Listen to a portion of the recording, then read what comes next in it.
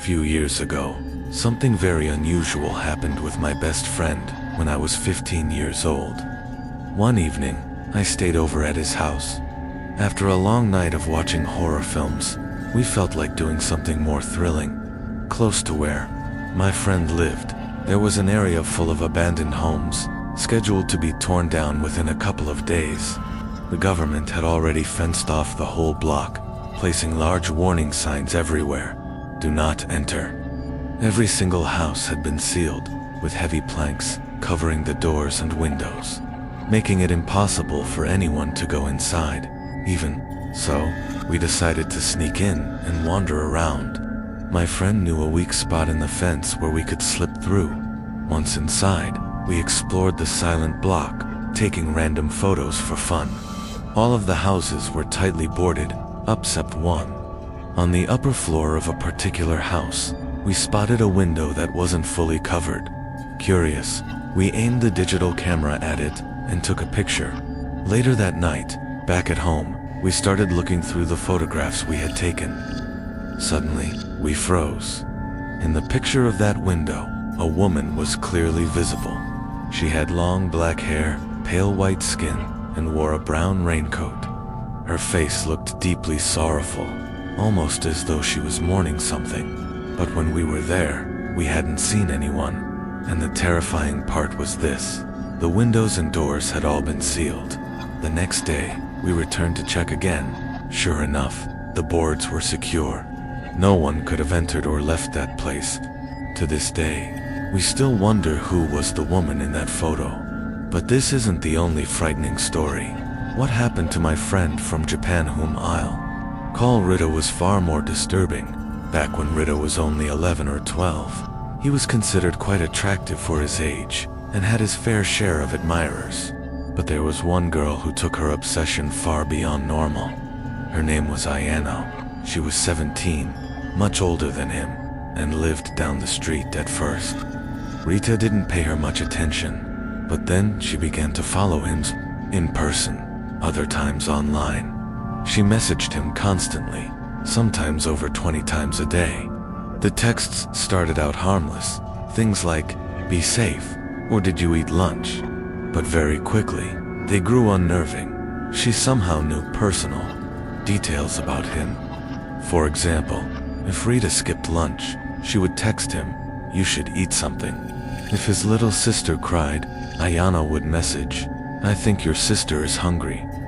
Rita became extremely uncomfortable. Eventually, he stopped using his phone and social media altogether, hoping she would leave him alone. But she did in single quotes too. One day, when Rita's mother was away at work, he was left with a new babysitter. To his horror, it was Ayano. At first, she behaved normally, looking after him and his siblings. But over time, she grew close to his mother as well, which made Rita even more uneasy. Then one afternoon at school, Ayano approached him directly. She told Rita that his mother had gone abroad for a week, and that she had been asked to take him to her house. At first, Rita hesitated. Something about the whole situation felt wrong. But Ayano insisted, saying that his mother had already left, and he had no choice but to stay with her. Reluctantly, he agreed. That night, Rita found himself in Ayano's home. Her parents weren't there. At first, nothing seemed out of place, but soon, she began forcing him into bizarre activities. She called them games. Sometimes she insisted they play family, where she took on the role of his wife, and he was the husband. Other times, she made him play games like cops and robbers. The most terrifying one, however, was when she blindfolded him, locked him in a silent room, and left him there for hours on end. By the 5th day, Rita was exhausted and terrified. One evening, Ayano left for her part-time job, locking the doors and windows behind her. Rita sat down in front of the TV to distract himself. That's when the news came on. It was a missing child report, and the missing child was him. He hadn't even had time to memorize the number to call before the TV suddenly switched off. Slowly, he turned around. Ayano was standing there, holding the remote, a strange look on her face. Rita broke down crying, begging her to let him go. She tried to calm him down, wrapping her arms around him, but he struggled free and rushed toward a window. Summoning all his strength, he forced it open and screamed for help. By a miracle, a couple happened to be passing by and heard his desperate cries. They immediately called the police. Within an hour, officers stormed Ayano's house. What they found was horrifying. Rita was tied up in her room, blindfolded, crying, and terrified, because he was still a minor. Rita never learned the full details of what happened to Ayano afterward. He only remembers the image of police officers dragging her away as his mother held him tight, crying tears of relief. And that was the last time he ever saw her. Away while his mother was hugging him, he moved to Australia after this and hasn't seen his kidnapper since, but he still cowers at the sound of her name. About 5 years ago, I lived downtown in the major city in the US. I've always been a night person, so I would often find myself bored after my roommate, who was decidedly not a night person, went to sleep to pass the time. I used to go for long walks and spend the time thinking I spent 4 years like that, walking alone at night, and never once had a reason to feel freed. I always used to joke with my roommates that even the drug dealers in the city were polite, but all that changed in just a few minutes of one evening. It was a Wednesday somewhere between 1 o'clock and 2 o'clock in the morning, and I was walking near a police-patrolled park, quite a ways from my apartment. It was a quiet night, even for a weeknight, with very little traffic, and almost no one on the foot. The park, as it was most nights, was completely empty. I went down a short side street in order to loop back down my apartment when I first noticed him. At the far end of the street on my side was the silhouette of a man dancing. It was a strange dance, similar to a waltz, but he finished each box with a nod forward stride. I guess you could say Hugh's dance, walking headed straight for me. Deciding he was probably drunk, I stepped as close as I could to the road to give him the majority of the sidewalk. To pass me, the closer he got, the more I realized how gracefully he was moving. He was very tall and lanky and wearing an old suit. He danced closer still until I could make out his face. His eyes were open wide and wild head tilted back slightly, looking off at the sky. His mouth was formed in a painfully wide cartoon of a smile between the eyes, and the smile I decided to cross the street before he danced any closer. I took my eyes off of him to cross the empty street. As I reached the other side, I glanced back and then stopped dead in my tracks. He had stopped dancing and was standing with one foot in the street, perfectly parallel to me. He was facing me, but still looking skyward, smile still wide on his lips. I was completely and utterly unnerved by this. I started walking again, but kept my eyes on the man. He didn't move once. I had put about half a block between us. I turned away from him for a moment to watch the sidewalk in front of me. The street and sidewalk ahead of me were completely empty. Still unnerved, I looked back to where he had been standing to find him gone. For the briefest of moments I felt relieved until I noticed him. He had crossed the street and was now slightly crouched down. I couldn't tell for sure due to the distance and the shadows, but I was certain he was facing me. I had looked away from him from no more than 10 seconds, so it was clear that he had moved fast. I was so shocked, and I stood there for some time staring at him, and then he started moving towards with me again. He took giant, exaggerated, tiptoed steps, as if he were a cartoon character, sneaking up on someone, except he was moving very, very quickly. I'd like to say at this point that I ran away, or pulled out my pepper spray, or cell phone, or anything at all, but I didn't. I just stood there completely frozen as the smiling man crept toward me, and then he stopped again about a car lengths away from me, still smiling a smile, still looking to the sky. When I finally found my voice, I blurted out the first thing that came to mind. What I meant to ask was, "What the do you want?" in an angry, commanding tone. What came out was a whimper. What the? Regardless of whether or not humans can smell fear, they can certainly hear it. I heard it in my own voice that only made me more afraid, but he didn't react to it at all. He just stood there smiling, and then, after what felt like forever, he turned around, very slowly, and started walking away, just like that. Not wanting to turn my back to him again, I just watched him go until he was far enough away to almost be out of sight, and then I realized something. He wasn't moving away anymore, nor was he dancing. I watched in horror as the distant shape of him got bigger and bigger. He was coming back my way. He was coming back my way, and this time he was running. I ran too. I ran until I was off the side road and back onto a better lit road with sparse traffic looking behind me. Then he was nowhere to be found the rest of my way home. I kept glancing over my shoulder, always expecting to see his stupid smile, but he was never there. I lived in that city for 6 months after that, and I never went out for another walk. There was something about his face that always haunted me. He didn't look drunk. He didn't work high. He looked completely and utterly insane, and that's a very, very scary thing to see in the mid-80s. My mom was a cleaner in Australia.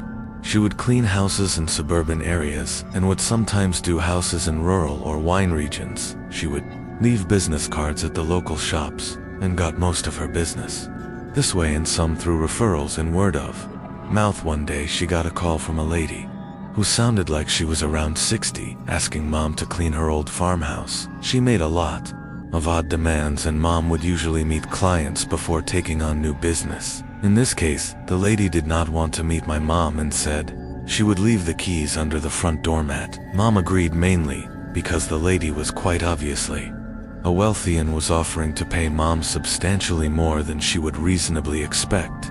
Mom went to the house on a Monday morning and said she already felt unnerved by the long driveway. The house was essentially in the middle of the very large and very empty property. She found the keys and started cleaning. About an hour into the clean, she hears the back door shut. Mom was told no one would be at the house, so she immediately felt unsafe.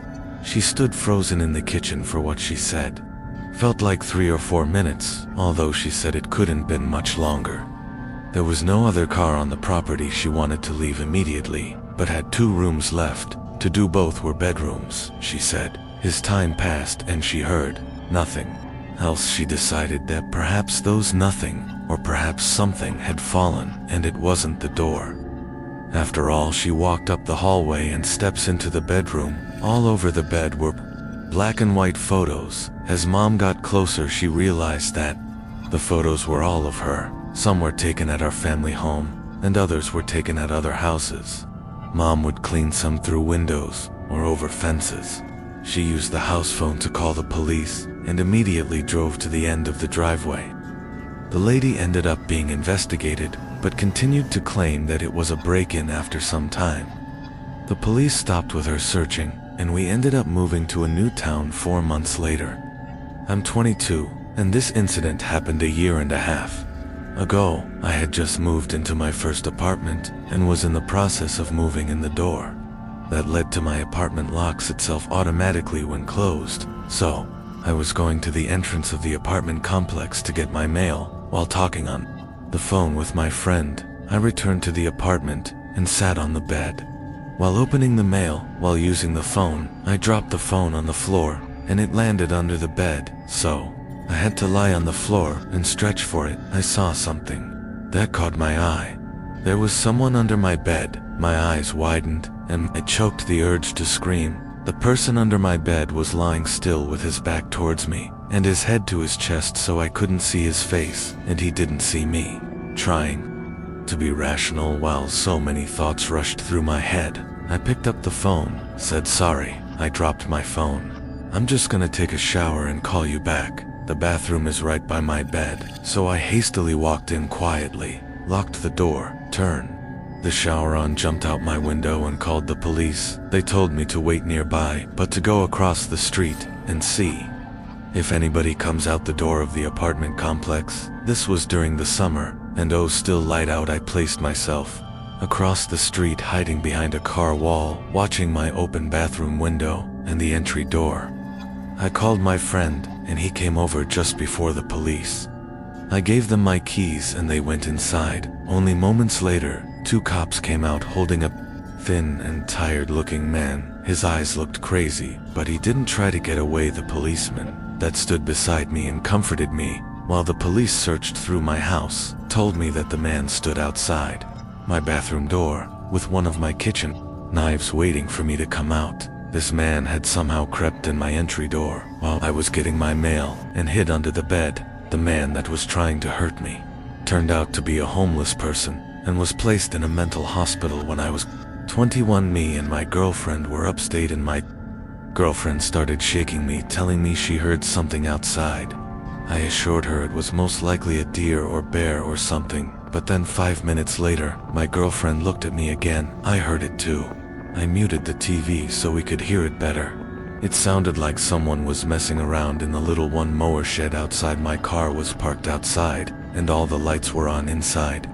If there was anybody out there, they knew we were inside. My girlfriend was urging me to go outside and check it out, but I told her she must be crazy to think that. I was going out there, the sound stopped, and there was nothing but the sound of the storm. Outside now, after a few minutes, I felt it safe to shut the inside lights and open the blinds and take a quick look outside, but it was too dark to see anything.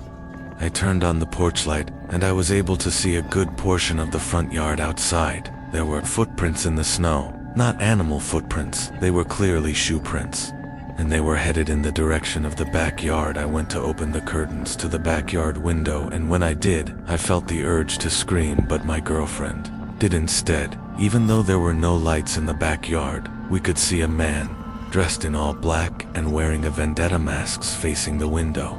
I immediately shut the blinds and told my girlfriend to go hide in the bedroom while I grabbed my grandpa's hunting rifle out of the closet.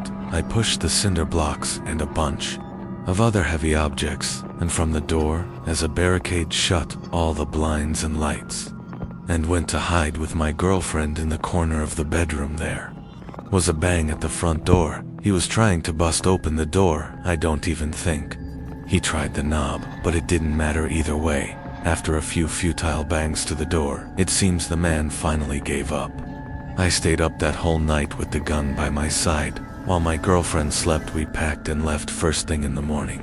But a scary thing, there was a fresh set of footprints leading from the front yard window out into the woods. I haven't been up there since, but my grandparents have, and they said that there was no sign of a break-in or anything missing. I don't plan on ever going back up there. Back when my grandma was still alive, I would always walk down the block to her house every day to help with various chores. There was this one day that I walked over to her house the same time I always did and decided to let myself in. I was surprised she left the door unlocked. She was a very paranoid old lady and normally kept everything locked. I saw her bedroom door was opened upstairs, and I heard her opening and closing drawers and cabinets. I walked upstairs, calling Grandma, and as I was about 5 feet from the door, she slammed her bedroom door shut. I knocked, asking if everything was all right, and at that moment, my cell phone began to ring. It was my grandma's phone number. I was so confused, but I picked up the phone anyway. My grandma was on the other end, telling me not to come over that day, as she was walking over to her seniors club. I felt my heart skip a beat as she told me this. I hung up the phone before she could say anything else, remaining silent. I knew exactly what was going on. I played dumb and said, "Grandma, I'll be downstairs," and made my way to my grandma's kitchen to grab a knife and dial 911. It remained silent in the bedroom. After what happens, the police arrived and burst into the bedroom, and the loud and sudden bang of a gunshot caught me off guard when the paramedics arrived and wheeled out the intruder. I recognized the man's face. It was my grandma's next-door neighbor. Apparently he saw that my grandmother had left the house and broke in to look for jewelry, and when the police broke into the bedroom, they found the man hiding next to the door with a large knife in hand. If I had walked into that bedroom, I would have been as good as dead. The most haunting memory of my life. Me and my wife were getting home from dinner out, and as soon as we stepped out of the car, we noticed that our front door to our house was open. I told my wife to wait outside, while I ran inside and ran straight up to her bedroom where I hid the shotgun. I loaded the gun and scanned every single room upstairs. There was no sign of anybody. I made my way down to scanning the main floor, followed by the basement. There was no sign of anybody, and there was nothing missing or moved. I called the cops, and when they arrived, I told them what happened, and they began to investigate some rooms upstairs, followed by the basement. Nothing was turned up, They made a case of asking us if we were positive that we shut the door when we left. I myself was starting to have doubts, not completely sure if I had, but my wife remained confident that we had shut the door. The police seemed sure that if somebody had broken in, he didn't stick around long, as there didn't seem to be any signs of burglary. My wife was worried sick, crying that she wasn't comfortable being in the house. I comforted her the best I could, assuring her that whoever broke in the house left in a hurry. I finally fell asleep after hours of rolling around in the bed, but my sleep was immediately cut short by the disturbing scream of my wife. I looked at her, and she was staring intently in the direction of the closet. It hit me like a bullet just then. I had forgotten to check the second closet. I looked over and saw through the brief second a man poking his head out of the closet in that before closing the closet door within 5 seconds, I had the shotgun loaded in hand and cocked it back to let the intruder know that I was armed. I screamed for him to come out, and just like that, the closet door opened, but instead of showing submission, he made a mad dash for the front door of the house. I could have shot him, but I didn't have it in me. He was never caught. He got away with it scot-free. I think having that gun saved us from a terrible fate about a year ago, while still living under my parents' roof. I started experiencing some weird occurrences in my house, specifically my bedroom, while I was laying awake in my bed. One late night, I heard a creaking sound coming from across the bedroom. Music. My closet door had somehow been opened. When I got up to check it, I subconsciously checked for anybody inside my closet, even though I was 26 years old.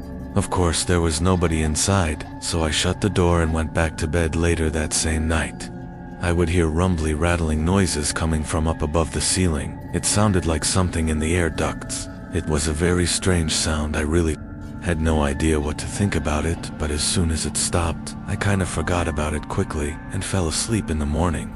I did tell my dad about sounds in the attic the previous night, but annoyingly, he didn't seem too interested, or he just didn't take me very seriously that night. I again lay in my bed awake, reflecting on life, when yet again the slow creak of the closet door creeping open broke the silence. This time, I felt genuinely afraid. I knew the door was completely shut. It would take somebody twisting the doorknob to be able to push open. This time, I took an extra careful look inside the closet for anybody. Even though it wasn't a big closet, and there really wasn't anywhere somebody could hide, I rationalized it as being a broken doorknob or something, and that seemed night. I again heard the rattling sounds coming from above the ceiling. It was exactly what happened the previous night. The next morning, I convinced my dad to take a look at my closet door, but he quickly determined that the door was fine. When it was closed, he pulled on it, and it showed no signs of coming off the latch. Of course, he suggested that I was simply leaving the door unlatched, but I knew I wasn't. That night, I sat up waiting for it to happen again, and right on cue, the closet door creaks open. I waited for the sounds above the ceiling, but there was just a long silence. I turned on my lamp and looked up to the air vent in my room, and I screamed at the top of my lungs. I could distinctly see two wide-open eyes peering through the vents at me. My parents barged into my room asking if I had gone insane. I explained everything, and they looked at each other like I had completely lost it. Not surprisingly, they dismissed it as a dream, or the fact that I was too tired and machine things. They even began to lecture me about staying up too late. But to this day, I know I hadn't imagination. I have never been a believer in the paranormal, but I still have absolutely no other explanation for those 3 nights. I live in the Poconos with my wife and kids. There's a small lake about a quarter mile away from our backyard. I commonly take my kids down there to go swimming. Up until last week, that is, now I'm never letting them go down there again. I haven't told anyone about this, in fear of sounding crazy. It was last Saturday we went over to the lake and set up our chairs on the sand. It's like a little private beach in our own backyard. It's been amazing. Me and my wife sat in our beach chairs enjoying the sun, while orchids were splashing around in the water. I always tell them not to go too deep. They're still young, 6 and 8. We sat there for a good 2 hours that day. Neither of us were in the mood to get wet eventually, and my wife got tired and decided to walk back home. I agreed to stay with the kids a little while longer, as they were somehow still having so much fun playing in the sand and water. The sun was setting at this point. I was getting tired. They were going a little too deep, so I called at them to come back closer to the shore. They couldn't hear me apparently, so I stood up and got closer. Before I could call them again, I noticed something in the water. It looked like a black roundish object, and it was moving closer to my kids. I ran into the water closer to my kids, calling them to come out. When they got close enough, I dragged them out myself. When I turned back to the water, the object was gone. My kids were confused as hell. I didn't know what to tell them, so I just told them it was time to go home. We packed up and walked back to the house, but I wasn't happy when I got home. I was uncomfortable with what I just saw. That thing looks like no sea creature known to man. Dinner was waiting for us when we got home. I eat really slow, thinking about the object in the water, and whether or not to tell my wife. My wife asked me what's wrong. She noticed that I was eating slow. I decided not to tell her right then. After dinner, I took a flashlight with me and walked back down to the lake. By then, nose was already dark out. I got to the lake, but to be honest, I didn't even know what I was expecting to find. I shined the flashlight all around the surface of the water, searching for the black object, and just then, I heard a large splash come from somewhere in the lake, the kind of splash of something emerging out of the water. I thought it might be some kind of animal in the lake. I shined the light all over the place, searching for the source of the sound. And then I found it, and I realized I was dead wrong. There was a silhouette of a humanoid figure with long black hair covering its whole face. It just stood there facing me, but not staring at me, not that I could tell. I dropped the flashlight in horror and sprinted all the way back up to my house, slamming the doors shut behind me. I haven't told anybody about this. What kills me is that leak is only a quarter-mile away from my house, and for all I know, that thing could be watching me through my window right now.